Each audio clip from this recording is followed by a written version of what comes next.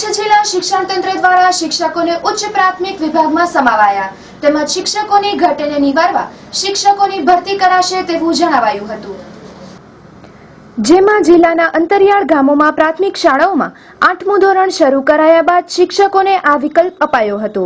જેમાં શિક્ષકો તરીકે હાલ પ્રાથમિકમાં ફરજ બજાવતા શિક્ષકોને ઉચ્ચ પ્રાથમિકમાં વૈકલ્પિક તક આપવામાં આવી છે।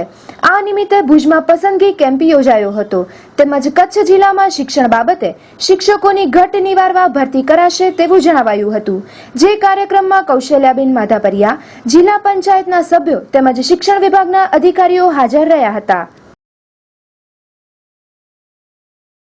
2010 पे लई होती कि घणी बधी आंतरराष्ट्रीय स्कूलों હતી એમાં 7મું ધોરણ સુધી સ્કૂલો હતી પણ 8મું ધોરણના ધોરણે કાંઈ ઘણી જગ્યાએ છોકરીઓને બહાર મૂકવામાં આવે એટલે સરકારશ્રીએ 2010થી એવો નિયમ કર્યો કે 8મું ધોરણ એવી આંતરરાષ્ટ્રીય સ્કૂલોને શરૂ કર્યું।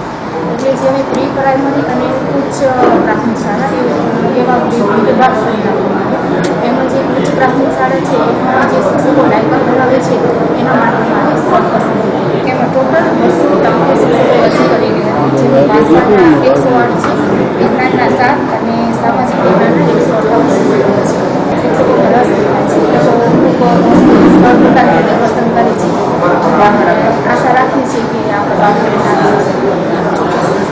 પણ સાથે સાથે રાપર બાજુની જગ્યાઓ ભરાય છે પણ અબડાસા લખતર ભરાય નહીં આપણે આશા રાખીએ। ડરવાનું કંઈક ખાસ કારણ કે આપણે જો સૌ જાણીએ છીએ કે કચ્છના લોકો માનવ છે શિક્ષકોનું ધ્યાન પણ રાખે છે પણ કદાચ દૂર બહુ અંતરિયાળ વિસ્તાર છે એટલે ત્યાં જવા માટે ડરતા હશે।